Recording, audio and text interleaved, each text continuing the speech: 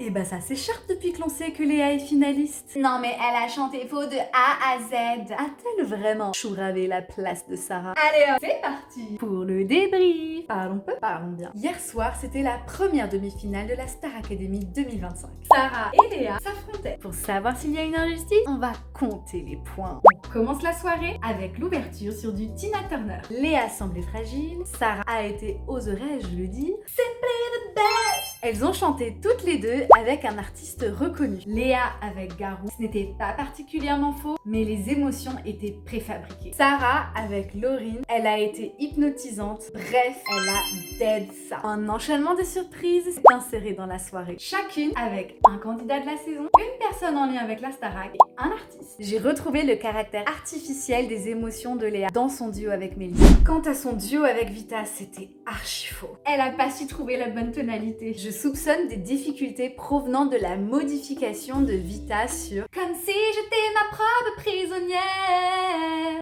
pour pouvoir enchaîner correctement sur sa partie. Sarah et Anouk m'ont donné les larmes aux yeux. Et l'effet de masse avec Maëlle m'a totalement transportée. Je préfère ne pas commenter les duos avec Mehdi et Fanny, ce n'était pas une grande réussite. Sur ce thème des surprises, le point va à Sarah. Elles ont chanté un duo sur l'hymne à l'amour. Sarah était juste en tout point. Ça manquait de nuances chez Léa, sans compter les innombrables faussetés qu'elle nous a offertes.